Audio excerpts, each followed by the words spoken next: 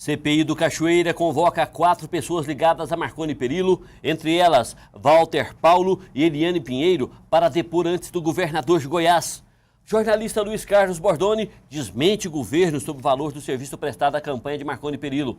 O governo afirma que o profissional recebeu R$33 mil pelo trabalho. Bordoni afirma que recebeu R$120 mil. O profissional admite ir à CPI do Cachoeira para dar a sua versão dos fatos. Promotores desconfiam que espiões estão agindo nos computadores do Ministério Público de Goiás. Ao vivo, nós vamos hoje conversar com Leopoldo Veiga Jardim, que é consultor político da Redman Group. Ele fala sobre marketing político. Estão chegando as eleições e é bom você saber acerca deste assunto. Muito, mas muito se conta a imagem vendida pelo candidato no momento do voto. Muita gente boa deixa de vencer a eleição em função disso. O JM está no ar.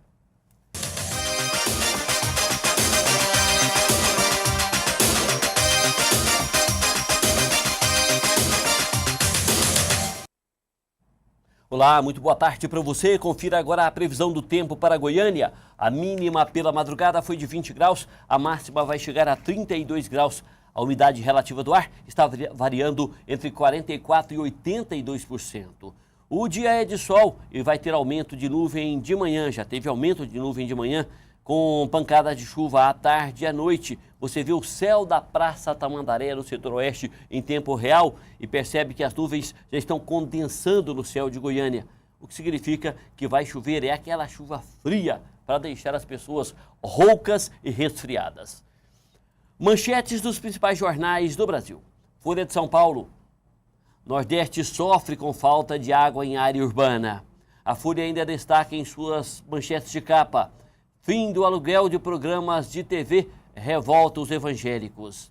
O estado de São Paulo: crédito nos bancos estatais cresce 2 vezes mais do que nos privados.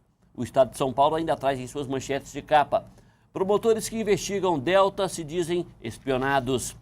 O Globo: lojas burlam lei e vendem agrotóxicos sem receita. O Globo ainda traz em suas manchetes de capa: Estocolmo, berço da primeira conferência, mostra por que é sustentável. Correio Brasiliense: preso há 9 dias, Brunelli é indiciado por 4 crimes. Correio Brasiliense ainda traz em suas manchetes de capa: maioria está a favor da cassação. Estado de Minas: a mais longa das filas. É um drama conseguir tratamento contra o câncer em Minas Gerais. O estado de Minas ainda traz em suas manchetes de capa: morte de JK, o juiz. É uma matéria sobre o desembargador aposentado que nega qualquer pressão e diz que decidiu de acordo com os autos. 0 hora de Porto Alegre. Rio Grande do Sul é o estado que menos investe em educação no Brasil. O 0 hora de Porto Alegre ainda traz em suas manchetes de capa: 1 bilhão de litros de esgoto por dia no Guaíba. O Popular: divulgação de salário de servidor ainda é promessa, não saiu do papel. O Popular ainda traz em suas manchetes de capa uma foto legenda: pega ladrão, macaco preso roubando visitante no Parque Areião. E é uma situação engraçada, os macacos ali, eles aprontam mesmo, eles não roubam só dos visitantes, não. Eles roubam ali na Vila Redenção também, onde eles conseguem chegar na casa, sobretudo assim, alimentos, vasilhas para ficarem brincando com elas, batendo no muro, essas coisas assim. Boa tarde, Cláudio Curado. Boa tarde, Kleber. Boa tarde, telespectadores. Tem 4 manchetes interessantes hoje para a gente comentar, Kleber. Começando pelo Jornal Popular, jornal local, essa foto-legenda, acho que é o Ricardo, que é o fotógrafo, excelente a fotografia. E aí, parabenizar o jornal por dar espaço ao fotojornalismo, que é muitas vezes deixado de lado em outros jornais. E Goiás, falando disso, a divulgação dos salários é realmente uma vergonha o que está sendo feito pelos poderes. Eles estão postergando a colocação em vigor da LAI, que é a Lei de Acesso à Informação, que prevê, entre outras informações à disposição do cidadão, os salários que são pagos aos servidores. E aí o Estado está... cada um diz uma coisa: não, vou esperar uma lei, vou esperar outra lei. Na verdade, eles têm até o final de junho para colocar tudo isso em sites. O Estado está burlando o que ficou legitimado pela lei. Não vou alisar o Estado, não. O Estado está burlando e é vergonhoso. Está escondendo uma coisa que a lei mandou dar transparência. E aí o interessante... Ou você não pensa assim? Não, na verdade estão usando um artifício jurídico dizendo que precisa de uma lei regulamentadora disso e que essa semana o governo do estado, o executivo, vai mandar para o legislativo essa lei. Na verdade, o que se teme, Kleber, é colocar os salários, o nome dos servidores, sem colocar o CPF, isso já foi decidido em Brasília, mas colocar o nome e colocar os salários, podemos descobrir o número excessivo de pessoas que estão contratadas no estado hoje como comissionados e também saber os salários e os salários dos tribunais de contas do município do estado. Nós vamos poder ter boas surpresas e aí poder também, você disse muito bem a semana passada aqui, de pessoas em outros governos que moravam no exterior e recebiam dos cofres do estado. Poderemos ter descobertas de novos casos assim e eu acho que estão postergando para não se descobrir o erro, o errado, o que está sendo feito, o mal feito, como diz Dilma Rousseff, nessa questão de pagamentos e de servidores em todas as esferas, Poder Judiciário, Executivo, Legislativo, os tribunais que são acessórios ao Legislativo, mas enfim, estão postergando, mas a data final é dia 30 de junho, a gente espera que a partir de lá a gente possa, inclusive, estar pesquisando para apresentar à população números que interessam àqueles que pagam seus impostos e pagam os salários dessas pessoas. Em 2007, quando o Juscelino Braga fez uma busca e muito proveitosa na Secretaria da Fazenda, descobriu gente morando em várias partes do mundo trabalhando no estado de Goiás, que tinha sido nomeado anteriormente. Esperamos que isso não esteja ocorrendo e se estiver ocorrendo nós vamos poder levantar através da LAI, através dos sites, essa informação. E me chamou a atenção aqui essa informação do Zero Hora, dizendo que o Rio Grande do Sul é o estado que menos investe em educação no Brasil. Uma vergonha para um estado governado pelo Partido dos Trabalhadores, porque o governo federal, no governo Lula, nos 8 anos, foi o governo que mais investiu, o governo federal mais investiu em educação. Só para você ter ideia, passamos de 36 para 225, salvo engano, institutos federais de educação, os antigos Cefetes. Foi uma verdadeira revolução no ensino tecnológico. E ter o estado do Rio Grande do Sul, governado pelo PT e foi governado, teve um intervalo aí que foi o PSDB, mas há vários governos, não só a capital como o próprio estado. O PT tem mantido esse governo lá e o governo do Rio Grande do Sul, ser o que menos investe em educação no Brasil, o Partido dos Trabalhadores tem que puxar a orelha do seu governador lá, o Tarso Genro, para que ele explique, até porque a imagem do partido é que está sendo colocada em jogo com essa situação muito ruim do Rio Grande do Sul. Pois é, mas eu não sou nem o sogro do Tarso Genro, mas eu vou fazer... Nem genro do Tarso. Nem genro do Tarso, mas eu vou fazer aqui o papel do advogado. Então defenda. O secretário de Educação, me fugiu o nome, estava com ele na cabeça aqui, mas não vem ao caso também, do Rio Grande do Sul, disse uma coisa interessante. Em contrapartida, a escola pública melhor avaliada do Brasil é do Rio Grande do Sul. Porque, de acordo com ele, não está precisando fazer um investimento em massa que algumas construtoras, alguém que presta serviço para construir e reformar escola, está querendo pegar. Será que o ensino está tão bom que você pode reduzir o investimento? Eu não sei, eu estou dizendo só que o que eu ouvi deles. O investimento, por lei, é 25% do orçamento.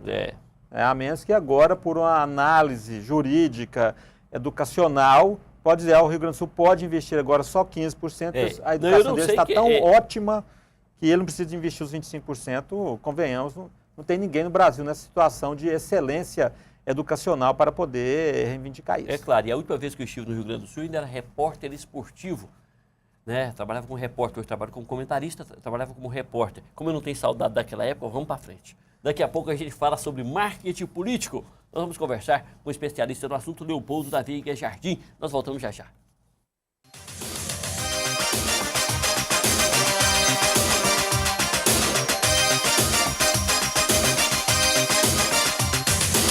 Foi legal o jogo, né? Alô? Oi, cadê você? A gente não ia se encontrar? Coca-Cola Zero apresenta O Impossível é Possível. Uau! Bonito vestido, hein? Mudança de planos, baby. Acesse o site e viva o impossível. Coca-Cola Zero. É possível. Preocupado com a logística e transporte goianos, o Sindicato das Empresas de Transportes de Cargas e Logísticas de Goiás, o SETSEG, tem trabalhado para permitir que o transporte de cargas ofereça o melhor serviço ao público e se destaque em ações em prol do desenvolvimento do setor. Se você pertence a essa classe, junte-se a nós. 7Seg, o melhor para o transporte goiano e para a sua empresa. Isso que você vê e vive já é passado. Veja, viva e adquira o novo. JCB é a máquina. Você só encontra na Locagin. Mais uma máquina JCB. Novidade. Só a JCB tem. Direção independente nas 4 rodas. Única do mercado. Cabine fechada com ar-condicionado.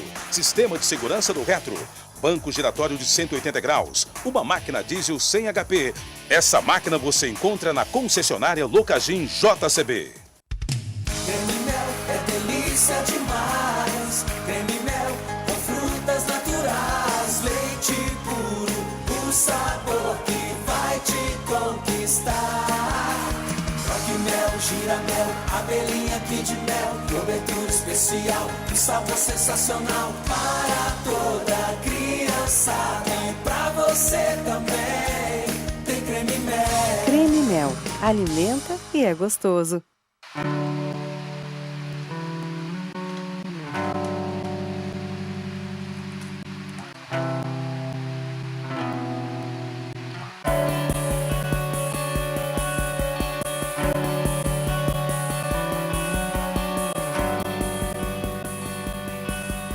Agora em Goiânia, Capital Mídias. Acesse nosso site e confira as novidades. capitalmídias.com.br. Você pode ver seu tempo de faculdade passar voando ou aproveitar para dar os primeiros passos. Você pode achar que são mínimas as chances de conseguir um emprego. Ou pode se superar e ser o candidato número 1. Você pode ser metade teoria, metade prática. Ou pode ser completo. Você pode ser mais um ou pode fazer a diferença no mercado. Estude na faculdade que faz a diferença na sua carreira profissional. Alfa, a melhor escola de negócios do Centro-Oeste.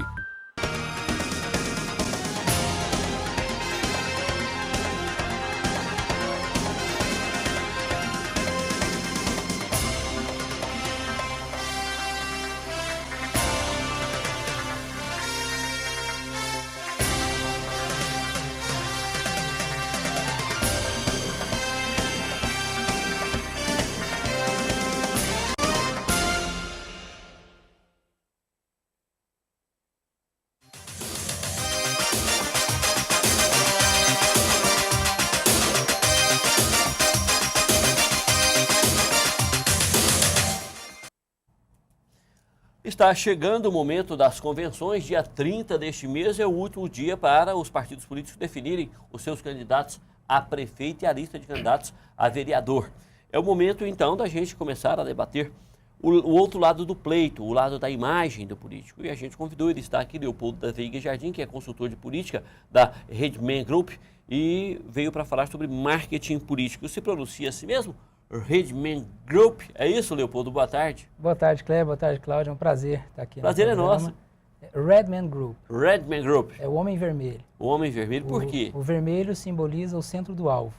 E o homem é o consultado que nós vamos levar para o centro do alvo. Ah, tá. Inclusive, o nosso slogan de trabalho é: se você não tiver uma estratégia própria, será parte da estratégia de alguém. É isso. Bom, o que é importante nesse momento, em termos de imagem, para um homem público no Brasil, para esses que vão disputar a prefeitura, já que a gente está vivendo assim uma situação ímpar, com uma série de denúncias, julgamento de mensalão, até o Gilmar Mendes vai ser... Como é que pode? O Gilmar Mendes não pode julgar, gente. Não tem cabimento isso. O cara tem a posição clara, ele deixou claro nos veículos de comunicação, ele tem inimigos envolvidos no mensalão e vai julgar. Vai se julgar o mensalão agora, denúncias, uma cachoeira de denúncias envolvendo o nome de todo mundo. Que tipo de imagem o político deve preservar nesse momento, Leopoldo? O momento é muito delicado, né? Delicado demais, hoje, a imagem, não individual dos políticos, mas da classe política como um todo, está muito desgastada. Hoje, uma pessoa de bem que fala que vai entrar na política, ela já é vista por amigos, por parentes, como já vai se corromper. Hoje tem uma visão muito deturpada da entidade pública, dos políticos em si. Quase como uma moça que fala que vai virar prostituta, né? Não, é verdade. Mas nós não podemos, Cláudio, alguém fala assim, eu vou candidatar, fala, mas nós não podemos esquecer, e isso é importante, o eleitor saber, não falando do trabalho que a gente faz de construção de imagem, mas se a gente quer que uma mudança aconteça, provocar uma mudança na sociedade, essa mudança passa pela Câmara Municipal, pelo Congresso, pela Assembleia Legislativa, Sim. pelo Congresso Nacional. É importante ter essa consciência. Não adianta a gente ficar reclamando sempre se nós, como eleitores, não fizermos a nossa parte. Eu concordo, mas que tipo de imagem o político deve construir agora para o próximo pleito? O que é que você defende? Vamos só diferenciar marketing político de marketing eleitoral. Nós vamos fazer agora um marketing eleitoral. Certo. O marketing político é um marketing construído ao tempo maior, num tempo maior.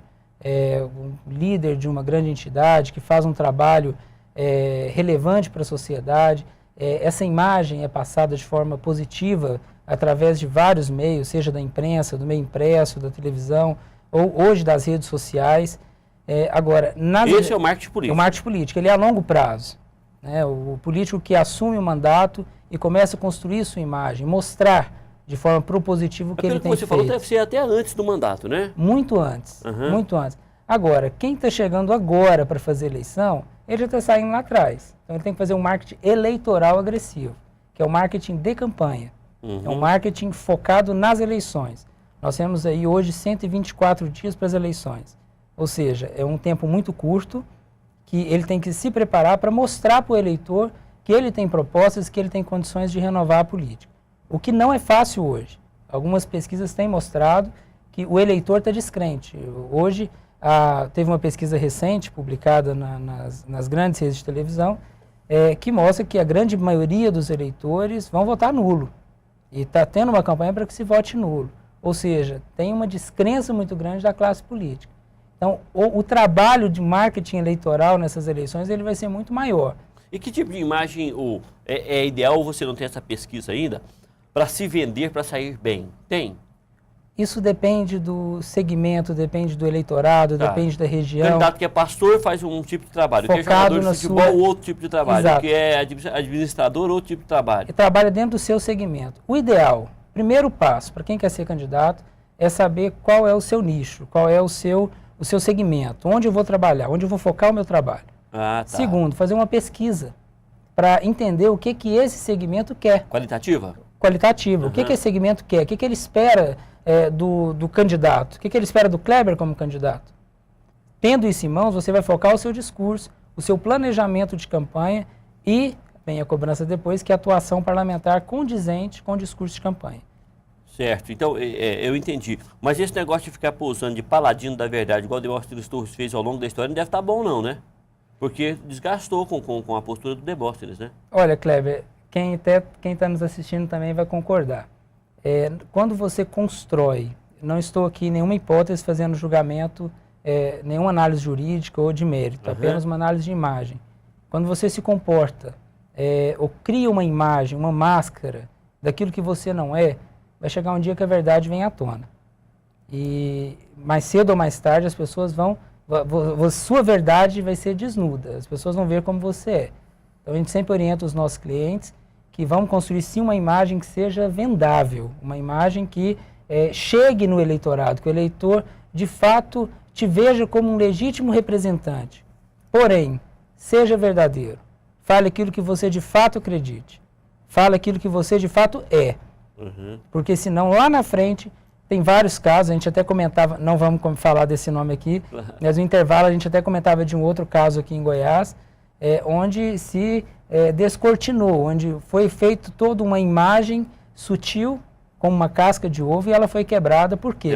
Foi construída em cima da mentira. Eu tenho aqui ao meu lado um profundo entendedor de marketing político, que trabalha nessa área também, que é o Cláudio Curato. Cláudio, fica à vontade, quando eu pôr, troca a figurinha aí à vontade. Não, porque hoje tem um jornalista sendo praticamente execrado em praça pública, o Luiz Carlos Bordoni. Eu trabalhei com ele, eu fui diretor da TV Brasil Central ao lado dele, e tem 25 anos que eu mexo com isso em Goiás.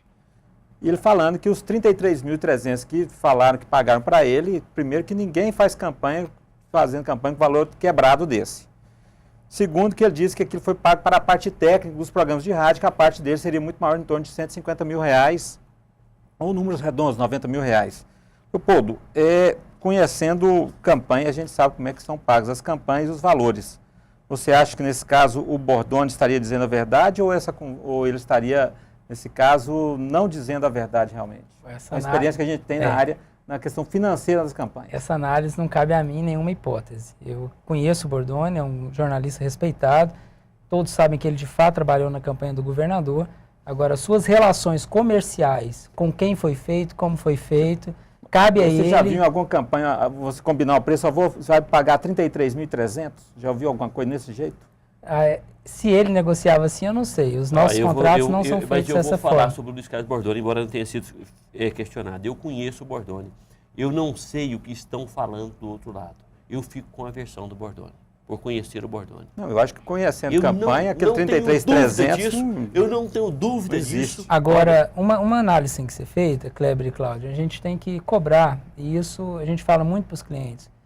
Chegou um momento que não dá mais para se fazer joguinhos ou contratos de gaveta em campanha. Tudo tem que ser explicitado. Transparente, né? Se eu contratei o Cláudio para fazer minha campanha, sou jornalista da minha campanha, se for 100 mil, 200 mil, o valor não interessa, o Cláudio tem seu valor.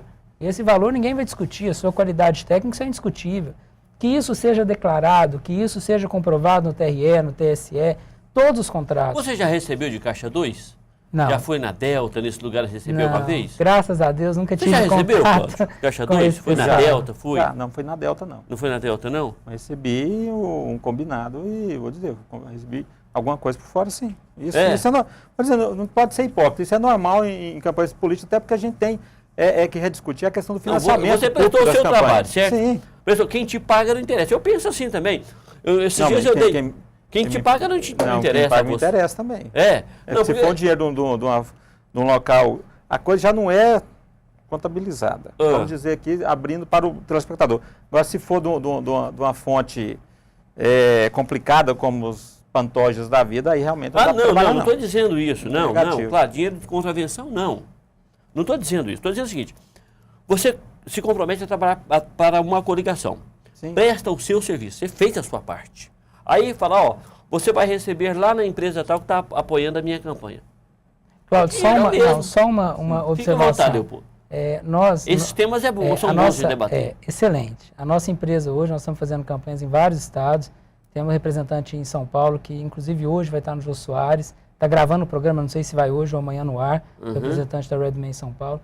E nós somos taxativos em nossos contratos. Todos os contratos são assinados e todos são declarados, sem exceção. Se nós somos taxativos, já deixamos de pegar contratos que queriam pagar por fora e nós não pegamos. Mas presta atenção,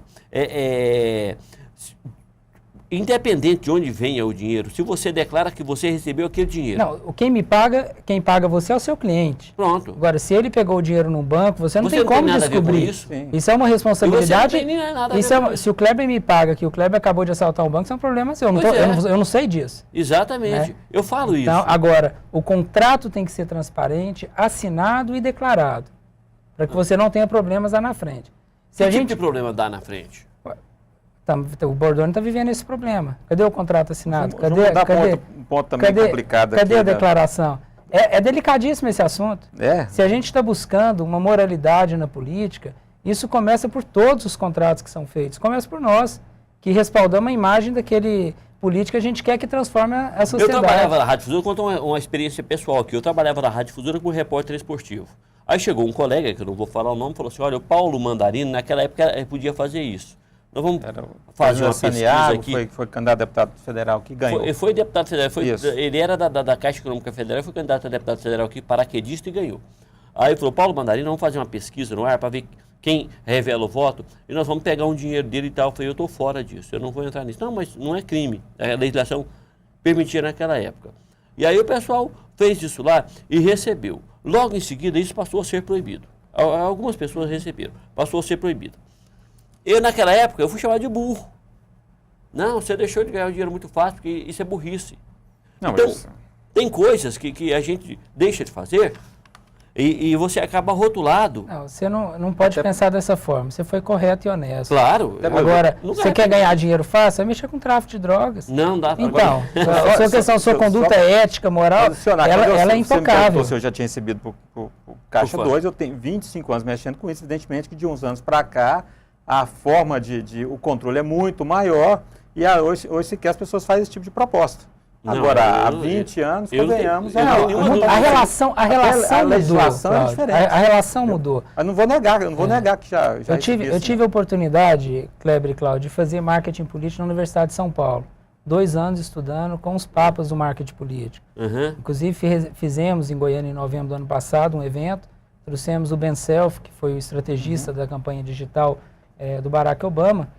E a gente vê que essas relações, esse trato com o eleitor, esse trato, os acertos contratuais, hoje é diferente, a relação ela é diferente. Hoje, quem não se adaptar vai acabar saindo e sendo expurgado do mercado. Hoje tem que assumir essa nova postura. Essa nova geração que está vindo de políticos já tem que vir com essa consciência de que essa relação tem que ser transparente. Só mudando um pouco, mais uma área ainda árida, né? Pegando aqui seu currículo, você foi secretário municipal de Cultura em Goiânia, como você vê aquela denúncia que, de certa forma, atingiu até o prefeito Paulo Garcia, envolvendo o secretário Kleber Adorni e funcionários da cultura no esquema de não pagamento ou pagamento subfaturado de cachês na cultura? É uma pena ter visto isso acontecer. Fiquei sabendo de tudo pela imprensa também, e lamentável. E ainda bem que houve-se um inquérito, houve-se toda uma investigação, chegou-se aos indiciados, agora é esperar a apuração, já está no indiciamento, salvo engano, no Ministério Público, indiciar e ver o resultado disso, e que, se de fato for comprovado o envolvimento das pessoas que foram indiciadas, que sejam punidas. É isso que se espera. Leopoldo, deixa eu me perguntar alguma coisa que seja conveniente falar nesse momento sobre marketing, sobre política, enfim, aqui o espaço é tão democrático que a gente... É importante reforçar, Kleber, o momento que nós estamos vivendo, e aqueles políticos que ainda não estão usando as redes sociais, a mídia digital, essa vai ser uma grande ferramenta. Lembrando que rede social não é estratégia, são ferramentas que, se usadas de forma estratégica, podem dar grande resultado nas eleições. E quem ainda não começou já está atrasado, é hora de se planejar, hora de se programar, de criar suas próprias estratégias para chegar ao eleitor, passar a sua informação, a sua mensagem, mostrar o que já foi feito ou o que pretende fazer para, de fato, conseguir um resultado nessas eleições. Pois é, o seu telefone ficou no vídeo o tempo todo, né? 32 23 8863. Alguém queira conversar com o consultor, fique à vontade, liga para ele, é 62, é Goiânia, né? Você pode conversar com o Leopoldo nesse telefone aí. E nós agradecemos a sua presença, né? A gente vai trazer aqui outras vezes para a gente falar mais. À medida que for aproximando do pleito, a gente vai explorando o seu conhecimento. Que bom, Kleber. Muito obrigado pela oportunidade, Cláudio. Parabéns pelo sucesso do programa. Obrigado. Eu tenho conversado com o amigo Debré, a audiência tem aumentado a cada dia. Isso mostra o trabalho sério que vocês têm feito, de credibilidade. E isso é bom. É bom para Goiás, é bom saber que nós temos uma alternativa de um bom programa. Pois é, por falar nisso, eu quero mandar aqui um abraço para o Luiz Otávio, hoje está na agência de fomento. Me encontro com ele no final de semana. Obrigado pelas palavras, Luiz, tá? Os cuidados a gente sempre toma mesmo, viu? Muito obrigado, você é um grande amigo. Quero mandar um abraço para o Vanderlei, cinegrafista da TV em Anguera, que é nosso telespectador também. Grande vilanovense, um abraço a você, Vanderlei. E agradecer às pessoas que nos fazem as críticas positivas, negativas, enfim, como o Luiz Otávio teve a coragem de fazer, né? Ele falou, olha, aqui às vezes vocês exageram nisso, às vezes naquilo. A gente ouve e filtra sempre, e é bom a gente debater esses pontos. O importante mesmo é o que o Luiz Otávio falou. Em contrapartida, quando eu sintonizo a televisão, eu não tiro mais. E aí vale a pena. Daqui a pouco a gente volta.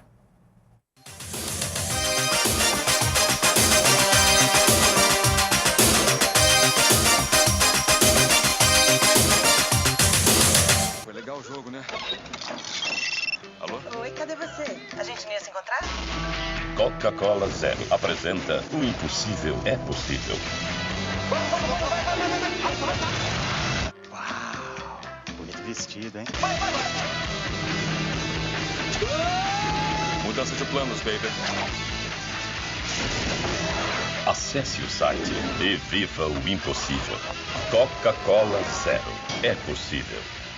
Preocupado com a logística e transporte goianos, o Sindicato das Empresas de Transportes de Cargas e Logísticas de Goiás, o SETSEG, tem trabalhado para permitir que o transporte de cargas ofereça o melhor serviço ao público e se destaque em ações em prol do desenvolvimento do setor.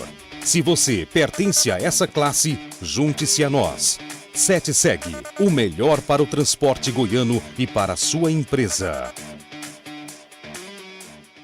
Isso que você vê e vive já é passado. Veja, viva e adquira o novo. JCB é a máquina. Você só encontra na Locagin. Mais uma máquina JCB. Novidade. Só a JCB tem. Direção independente nas 4 rodas. Única do mercado. Cabine fechada com ar-condicionado. Sistema de segurança do retro. Banco giratório de 180 graus. Uma máquina diesel sem HP. Essa máquina você encontra na concessionária Locagin JCB. Creme Mel é delícia demais. Creme Mel com frutas naturais. Leite puro, o sabor que vai te conquistar.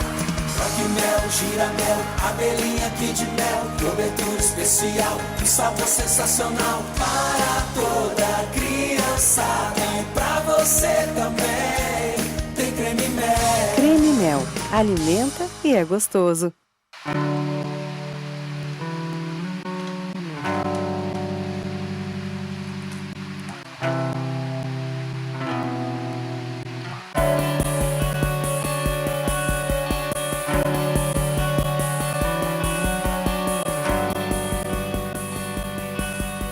Agora em Goiânia, Capital Mídias. Acesse nosso site e confira as novidades. capitalmídias.com.br. Você pode ver seu tempo de faculdade passar voando ou aproveitar para dar os primeiros passos.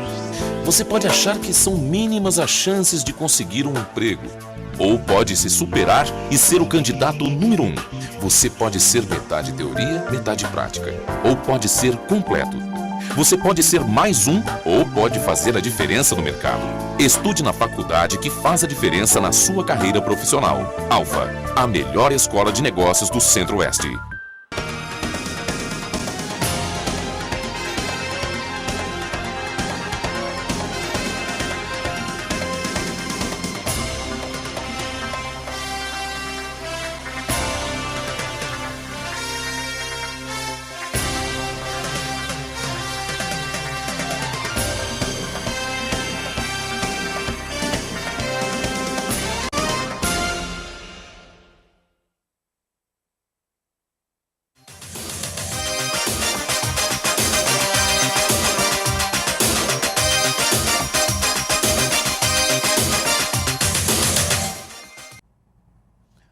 Voltamos com o JM. Foram convocadas quatro pessoas ligadas ao governador Marconi Perillo e citadas nas escutas da Operação Monte Carlo para depor amanhã na CPI do Cachoeira. A comissão quer ouvir, antes do governador de Goiás, a sua ex-chefe de gabinete, Eliane Pinheiro, o dono da Faculdade Padrão, Walter Paulo Santiago, que seria o comprador da casa onde Carlinhos Cachoeira foi preso, e os sócios proprietários da Mestra Administração e Participação, Écio Antônio Ribeiro e Sejana Martins.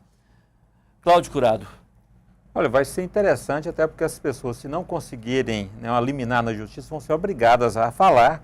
E são pessoas não acostumadas ao embate político, não são políticas. E aí a possibilidade de uma pressão exercida pelos deputados e senadores sobre elas ter algum efeito é maior. Vão ficar caladas, não? E aí, talvez, se não conseguir liminar, não é para ficar calado, não. E aí isso é interessante saber do senhor Walter Paulo, afinal, que diabos ele era? Ou comprou ou não comprou a casa?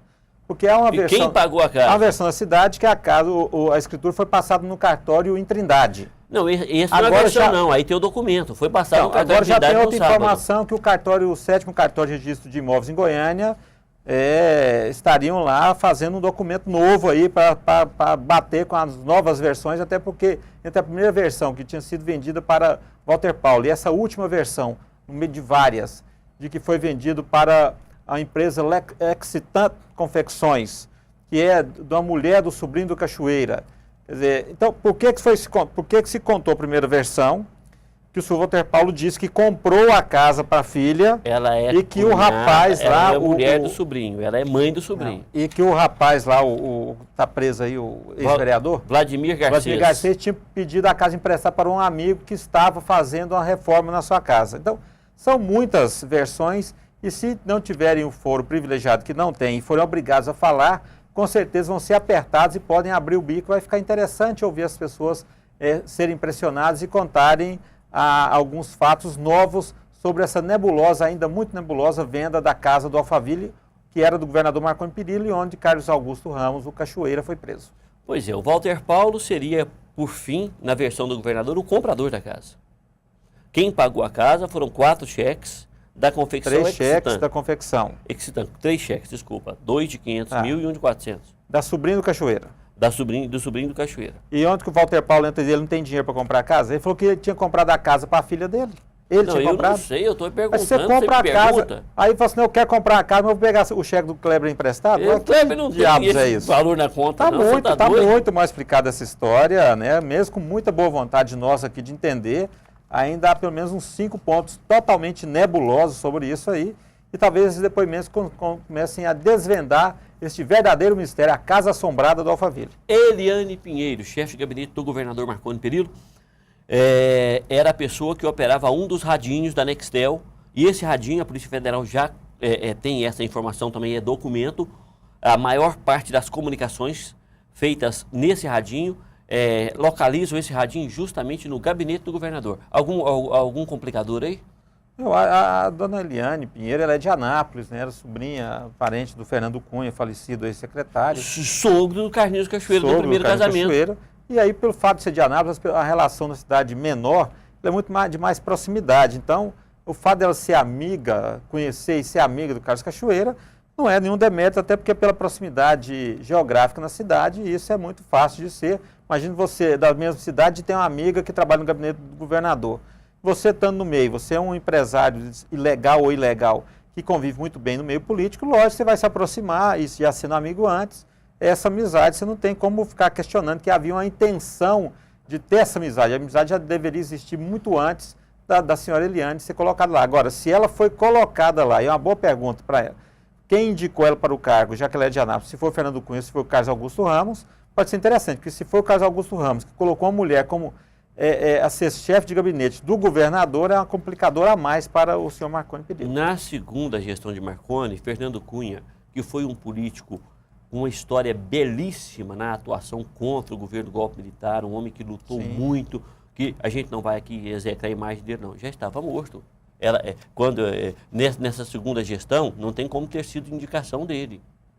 Ele já havia morrido. Né? Ele morreu ano passado. Ele morreu ano passado, tá certo, pode ter sido sim. E o relatório do Conselho de Controle de Atividades Financeiras, o COAF, identificou grande volume de saque em espécie às vésperas da eleição de 2010. A quebra de sigilo bancário do ex-diretor da Delta, Cláudio Abreu, mostra que 3 dias antes do segundo turno, o empresário recebeu 2 transferências no valor total de R$600 mil do CNPJ da construtora Rio Tocantins, firma registrada em nome de Rossini Guimarães, um dos sócios de Carlinhos Cachoeira, e sacou muito dinheiro às vésperas da eleição. Isso vem confirmar o que eu disse aqui na sexta-feira, que as pessoas até agora citadas no escândalo no Cachoeira Gate temem muito mais nesse momento as ações do COAF, que é uma estrutura do Banco Central que rastreia grandes volumes de dinheiro, e também temem muito mais a ação da Receita Federal do que qualquer depoimento dado na CPI em Brasília ou na CPI em Goiás. Temem muito mais o trabalho dessa área técnica, que vai desvendar as relações, como se dava a relação, o trânsito do dinheiro nesse submundo, e aí tem-se muito a temer, porque a partir dali pode sair os inquéritos, os processos que vão, evidentemente, trazer muitas complicações a pessoas do mundo político ou não. E não tem desculpa, né, Cláudio? O dinheiro saiu desse, foi para aquilo, o COAF sabe tudo, né? Aí é documento, né? Já no Watergate, nos Estados Unidos, o Deep Throat, que era o Garganta Profunda, dizia, a frase a gente tem repetido aqui com insistência, follow the money, siga o dinheiro. E nesse caso, o COAF com a Receita Federal seguindo o dinheiro, tem muita gente que está dormindo com o olho aberto. E o jornalista Luiz Carlos Bordoni está disposto a ir à CPI do Cachoeira para falar sobre a acusação de que foi pago por uma empresa de fachada ligada à Cartinhos Cachoeira pelos serviços prestados à campanha do governo de Goiás, do governador Marconi Perillo, do PSDB. Em nova entrevista ao Estado de São Paulo, Bordoni afirma que negociou diretamente com o Marconi Perillo o pagamento de R$120 mil pela atuação na campanha, contradizendo a versão do governo de que o valor foi de R$ 33.300. Eu vou explicar para você. Luiz Carlos Bordoni é um profissional dos melhores que a comunicação brasileira tem.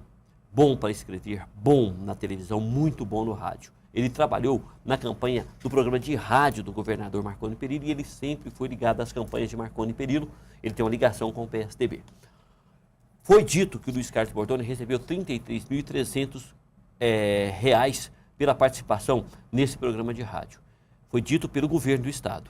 Ele disse que não foi nada disso. Ele disse, olha, eu recebi mesmo de uma empresa, falou o nome da construtora, e recebi R$120 mil pela atuação na campanha. E estou disposto a ir à CPI para contar a minha versão dos fatos. Bordoni está sendo íntegro, né, Cláudio? Como sempre, eu acredito, ele é íntegro. Eu disse aqui no nosso entrevistado, com 25 anos trabalhando nesse meio, ninguém faz acordo. Eu vou fazer sua campanha, você me paga R$ 38.727. Não tem não isso, existe né? número quebrado. É valor fechado, né? Vamos acertar, é 50 mil, é 100 mil, é 120 mil, é 30, agora 33.300, diz o senhor Luiz Carlos Bordoni, que foi pago para a parte técnica, uma empresa chamada Artimid, parece, uma microempresa, pela parte técnica, a gravação, essa coisa de edição do material, e é muito mais plausível, conhecendo como se funciona a campanha em Goiás, muito mais plausível, verossímil, verdadeira a versão do senhor Luiz Carlos Bordoni do que os ataques que vem sofrendo de muita gente ligada ao Palácio, até porque não esperavam um ataque, segundo eles, de gente de fogo amigo nessa altura do campeonato. Certo que o senhor Luiz Carlos Bordoni usou a conta da filha dele e se ele tiver que pagar os impostos que deve pagar sobre essa possível sonegação, vai pagar. Agora eu acredito que ele está contando a verdade, em que pese detratores dele, se bem que quem está tentando detratá-lo aí em redes sociais não tem qualificação nenhuma para fazer isso, então não vai à frente. Agora, ele disse que quer uma cariação, e disse que queria uma cariação com ele, o senhor Lúcio Fiuza, que é a pessoa... Lúcio Gutier Fiuza e o governador Marconi Perillo. Pelo menos com o Lúcio Fiuza, que se tremer na hora lá, as pessoas vão saber quem está contando a verdade. E aí eu acho que esses encontros de acariações vão ser momentos eletrizantes, interessantíssimos da CPI, que não tiveram agora, em termos de depoimentos pessoais, nada interessante. Pode ser que as acariações vão, com certeza, elevar a temperatura na praça cívica. O senador Pedro Taques, do PDT de Mato Grosso, está liderando um grupo de parlamentares que pretende evitar que o senador Demóstenes Torres seja absolvido no Senado. Pedro Taques está elaborando um requerimento para que o voto sobre a cassação de Demóstenes seja aberto. Pedro Taques se baseia na tese de que votar secretamente não é uma imposição, mas um recurso que pode ser usado pelo Senado quando for conveniente para evitar pressão sobre os senadores nas votações. Olha, eu li esse material do Pedro Taques no final de semana, é bastante interessante a linha de raciocínio dele para fazer esse tipo de defesa e vem coadunar com a entrevista hoje do senador Ciro Miranda de Goiás, que disse que o depoimento de Demóstenes em momento algum melhorou a imagem dele e o próprio senador Ciro Miranda do PSDB, que foi suplente de Marconi, ele assumiu porque o governador foi eleito, acredita que a situação do senador é literalmente aquela brincadeira. Acha que o mandato do senador Demóstenes subiu no telhado. É, verdade. E olha, Cláudio, eu vou chamar a sua atenção, eu gostaria que você comentasse aqui para os nossos telespectadores essa situação. Foi entregue uma representação dos promotores à Corregedoria do Ministério Público de Goiás pedindo investigação de um software espião que teria sido instalado em computadores do órgão para quebrar o sigilo de operações. De acordo com a matéria publicada nesta segunda-feira pelo jornal O Estado de São Paulo, o programa também foi detectado em máquinas usadas para apurar as atividades da Delta Construções, empresa suspeita de manter relações com o bicheiro Carlinhos Cachoeira. O dispositivo fotografava a tela a cada 30 segundos enviada ao corregedor Ailton Flávio Vec. A representação pede a imediata retirada do programa de todos os computadores, a oitiva do superintendente de informática do Ministério Público e a auditagem das máquinas e o esclarecimento de quantas vezes o espião foi utilizado, por quem, a mando de quem.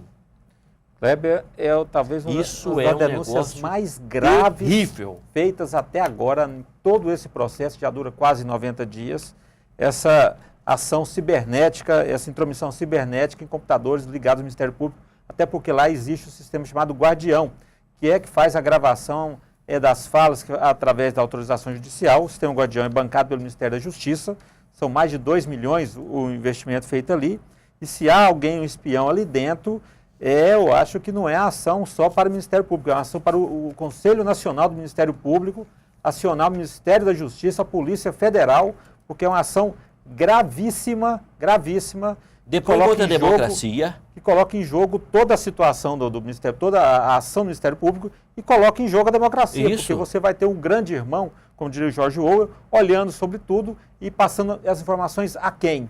Então é muito grave para ficar restrita apenas a um questionamento interno do Ministério Público de Goiás. É preciso que o Conselho Nacional do Ministério Público entre nisso, que o Ministério da Justiça veja isso com os olhos de perto, até porque há ações do Ministério da Justiça junto com o Ministério Público de Goiás, e que a Polícia Federal também seja acionada, que tenha uma boa estrutura de contra-espionagem para levantar essa informação, porque é uma das informações mais graves até agora, toda essa questão envolvendo o senhor Carlos Augusto Ramos. E eu entendo o seguinte, Cláudio, que se houver, claro, estou partindo do pressuposto que os promotores estão falando a verdade. Sim. E se houver isso mesmo, não tem como instalar um software sem a colaboração de alguém lá de dentro. Sim, lógico. Internamente, porque os computadores estão lá. Não, pelo contrário. Eu estava lendo uma matéria, o Irã reclamando semana passada, de que descobriram lá um software espião colocado dentro dos computadores que controlam, monitoram as centrais nucleares do Irã, e eles acreditam que foi colocado a partir de computadores instalados em Israel. Você pode usar a internet para instalar isso. Mas aí não tem aquele serviço de proteção de rede? Deve ter. Bate lá e volta? Mas há o investimento na produção de informática, na produção de ações de espionagem informática são quase do mesmo tamanho. De qualquer forma, é uma coisa muito séria. É muito grave. O Ministério Público é uma das pilastras sustentadoras do regime democrático. Nós temos o Executivo, o Legislativo, o Judiciário, e no meio desses 3 poderes nós temos a Defensoria, os advogados que agem para fazer com que os princípios constitucionais e legais sejam respeitados pelas autoridades e pelos cidadãos, de forma tal que o Ministério Público é o olho da sociedade sobre os poderes. E quando esse olho não está funcionando, os poderes fazem o que bem entendem, sem ser responsabilizado pelas suas atitudes. E se está espionando aquilo que o Ministério Público está fazendo na investigação da Delta, por exemplo, é um caso mas é muito sério. É muito sério. Até porque foi citado o nome, a gente acredita que de uma forma um tanto quanto equivocado por parte do irmão dele, mas foi citado o nome do Procurador-Geral de Justiça de Goiás, Benedito Torres.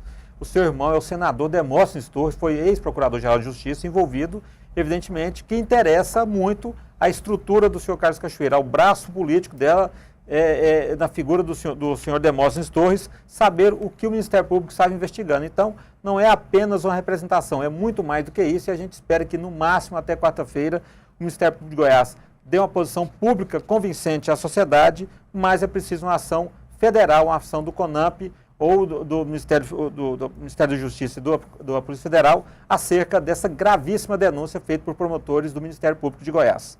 Nós voltamos daqui a pouquinho.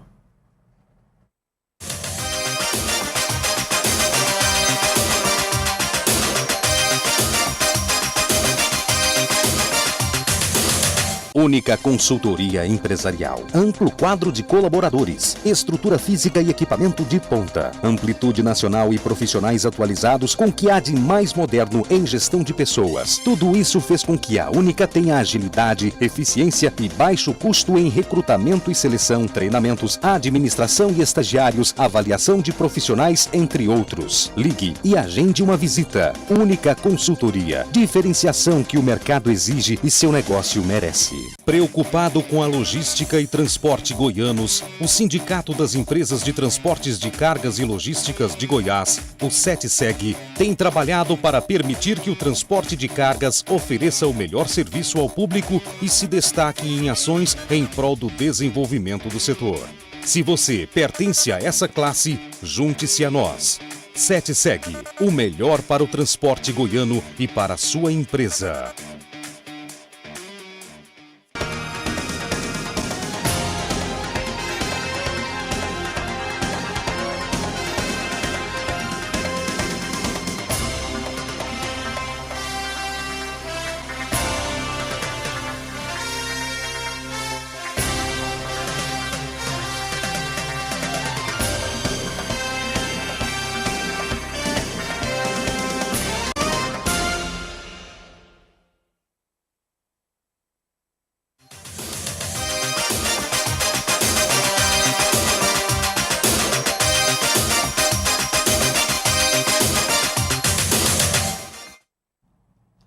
E na sexta-feira nós cumprimos o prometido para os nossos telespectadores sorteados para participar do jantar da noite portuguesa lá no Parque de Exposições Agropecuárias. O pessoal saiu daqui da televisão, numa limusine, foi uma noite romântica e a gente vai mostrar para vocês agora como foi. A promoção Uma Noite Romântica promovida pela TV Metrópole News foi um sucesso. O casal ganhador aproveitou cada momento do seu tão merecido prêmio. Nossa equipe acompanhou os ganhadores por todo o percurso, desde a saída da porta da TV. Pelas ruas da cidade, onde puderam aproveitar o passeio de limusine, o casal pôde aproveitar cada momento também, coisa para poucos. No jantar romântico, as delícias da culinária portuguesa foi saboreada ao som de apresentações culturais. O ponto alto da programação foi, sem dúvida, o show de João Neto e Frederico, no camarote mais badalado do evento. Como você pôde ver, vale a pena participar das promoções da nossa TV. Obrigado, Canal Metrópole, pela oportunidade.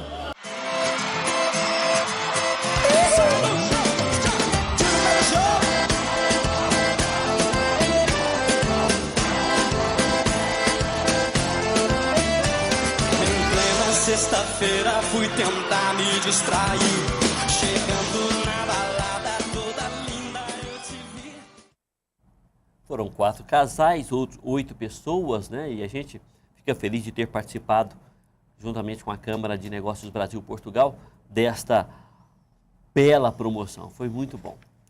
Mesmo com quase 1.500.000 habitantes e um trânsito caótico, o presidente da Companhia Metropolitana de Transportes Coletivos, a CMTC, o José Carlos Xavier o Grafite, diz que Goiânia não precisa de metrô, o que contrapõe as análises de especialistas em trânsitos que defendem que o transporte de massa deveria ser prioridade na capital.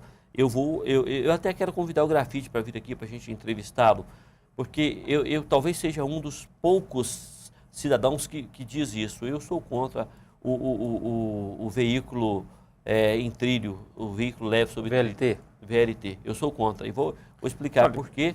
Né? Porque acho que é medida paliativa, não resolve, vai gastar com isso agora e depois tem que gastar com o metrô, que cedo ou tarde ele vai ter de vir. Goiânia já não comporta mais e o VLT chega atrasado, não resolve mais. Lá atrás, quando o deputado federal Sandy Júnior foi candidato pela primeira vez a prefeito em Goiânia e defendeu o VLT, ele resolvia, agora ele já não resolve mais. Vai se gastar 2 vezes, chega com um veículo já ultrapassado para as condições goianienses e eu penso que não vai resolver nada. Pelo menos é isso que eu penso, Cláudio. Sem contar que vai encher cidade de trilho e vai atrapalhar o trânsito. O José Carlos Xavier Grafite, eu conheço o senhor Grafite como técnico, né, fruto de alguma amizade com ele. Agora, evidentemente, que se a Prefeitura de Goiânia tivesse feito ações para fazer os corredores exclusivos na T7 e na T9 e feita a extensão do eixo Norte-Sul, passando pela canaleta que já existe na Goiás Norte, fazendo um novo terminal ali nas proximidades da maternidade, na Ser Cidadão, para ligar o eixo Norte-Sul até aquela região Noroeste, provavelmente isso postergaria para mais 5 ou 10 anos a necessidade de construção do metrô. A Prefeitura não fez nada, praticamente nada das ações que deveria fazer, sequer fez a reforma, conseguiu mandar fazer a reforma dos terminais, não reformou os pontos de ônibus, boa parte deles não tem nem cobertura para as pessoas, é uma vergonha, né? E aí não faz o controle que deveria fazer sobre as linhas no que tange a horários de funcionamento, a público que utiliza, então não há um controle efetivo sobre as ações das empresas e, evidentemente, que tudo isso se traduz no caos que é o trânsito nosso aqui. E você disse muito bem, Kleber, a questão do VLT. O VLT, em algumas cidades do mundo, eu vi o VLT em Lisboa, Praga, Istambul, na Turquia, ele é quase um veículo regionalizado dentro da cidade. Para fazer uma grande extensão, mesmo que ele não pare nos sinaleiros, ele não vai, é quase como mexer 6 por meia dúzia no caso do eixo Anhanguera, porque os ônibus os biarticulados eles já são quase um VLT, só que gasta combustível, poderia ser elétrico, o que facilitaria e diminuiria a poluição no centro da cidade, mas o tamanho é basicamente o mesmo, não vai resolver. O que resolveria era ter feito o que foi prometido há 8 anos pelo então candidato Iris Rezende, os eixos T7 e T9 e a extensão do eixo Norte-Sul, e o que a Prefeitura simplesmente deixou de lado. VLT vai resolver para as empresas, ou para a empresa que for explorar esse serviço, que ele custa menos. Sim? Não, falando sobre VLT, tem informação que nem o VLT de Cuiabá, que era uma das no caderno de ações da Copa, seria construído o VLT em Cuiabá, era uma das condições para a Copa do Mundo, além do estádio em Cuiabá ser o VLT, nem o VLT de Cuiabá vai sair. Então, o VLT de Goiânia, que nem Copa tem, não vai sair do papel. Uma outra análise a ser feita. Agora, estou falando hoje no dia 5 de julho de 2012. VLT não resolve nada para a situação do trânsito de Goiânia. É só as autoridades pesquisarem um pouco mais. Recurso de discurso, conversa fiada para iludir o povo. É trocar 6 por meia dúzia, para reduzir só o custo para as empresas manter a exploração no trânsito. E a greve no transporte coletivo, melhor dizendo. E a greve das instituições federais de ensino já atinge 46 universidades federais e mais 2 institutos de ensino tecnológico, incluindo a UFG, a UFG aqui em Goiás, né? A principal reivindicação dos docentes é a revisão do plano de carreira. O sindicato defende que o atual modelo não permite uma evolução satisfatória dos professores ao longo da profissão. A greve já dura mais de 15 dias e os maiores prejudicados são os alunos. Eles querem mexer no plano de cargos e salários porque acreditam que não estimula o professor a procurar não valoriza o professor por aquilo que ele galga em termos de degrau em relação à carreira. É um momento complicado nas universidades, até porque nos últimos 10 anos, desde o governo Lula, início, por os maiores investimentos na educação pública federal superior no Brasil foi nesse período, além de muito investimento na área física, com construções de muitos prédios. Um exemplo desse, você vai ao campus Samambaia e vê a quantidade de prédios construídos em construção na Universidade Federal de Goiás, em seu campus do setor Itatiaia. Além disso, o investimento que foi a reposição dos salários, e aí os professores não têm como reivindicar aumento de salário, porque já tiveram ganhos de salários, reposição, ficou 8 anos sem nenhuma reposição no governo Fernando Henrique, e o Lula veio e corrigiu isso. Agora querem apenas a questão que o governo deveria negociar de uma forma mais democrática, que é mexer no plano de cargos e salários. A gente espera que essa negociação comece imediatamente para não trazer mais prejuízo aos estudantes. Bom, eu quero aqui lembrar, pode não ter sido ideia nossa, mas independente disso, o fato é que a guia para o deficiente visual, o cego, caminhar na Avenida Universitária está sendo construída depois que a gente debateu esse tema aqui no JM. É bom, é muito bom quando a gente fala aqui e vê que alguém corrigiu lá na frente. Até porque o propósito nosso com as críticas que a gente faz aqui são críticas propositivas, construtivas. E se a gente fez uma crítica que alguém viu como propositiva, construtiva e vai melhorar para cidadãos com deficiência física, a gente acha que a gente cumpriu o nosso papel. De fora a fora, da Praça Universitária até depois da Praça Cívica, até depois da Praça Universitária, perto do Campo do Vila Nova, até no Basileu França, vai ter, já está construindo. Então eu vou fazer um compromisso que não sei o nome. Antes de inaugurar, quando for fazer o test drive, a gente brincou com um deficiente físico, nós vamos lá cobrir. Claro que vamos, é isso mesmo. Boa tarde para você.